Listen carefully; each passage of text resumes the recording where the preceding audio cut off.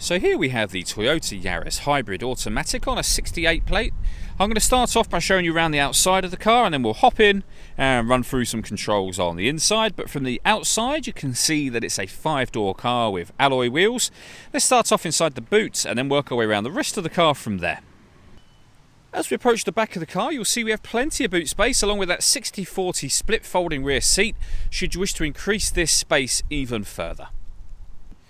Okay, so we're just going to work our way back round to the front of the car and then we'll hop in and run through some controls on the inside. But now that we've done a full circle of it, you can see it's in excellent condition the whole way round.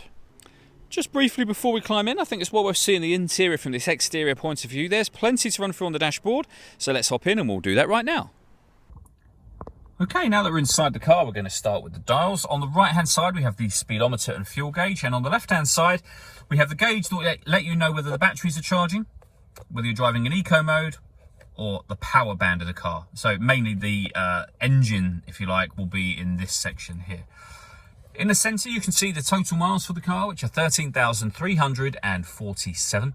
And the information displayed above that can be changed using buttons on the steering wheel. And there's various bits of car information, but you can have a digital readout for the speedometer, which is particularly handy. If we back out to the steering wheel, the buttons I was using just a moment ago are over on the right hand side. We also have cruise control over this side as well. And on the left hand side we have stereo controls for the car. The stereo itself is over in the centre. We have multiple ways in which we can listen to our music in this car.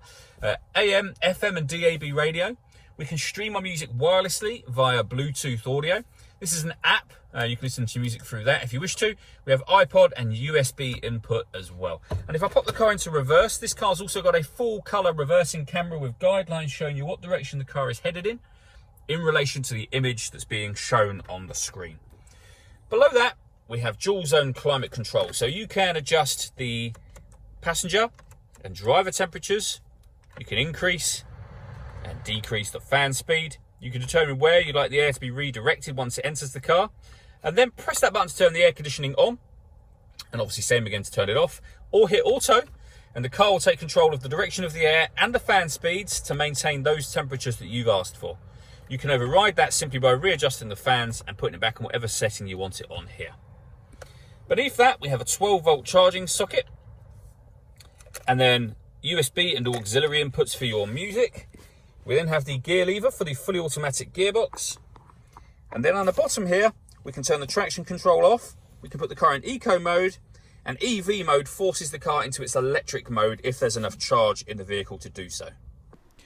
All that leaves me to say is thank you for taking the time to watch this video. If you'd like to come and see the car in person and have a test drive, please feel free to call any of our MJA sites. We'd love to hear from you soon.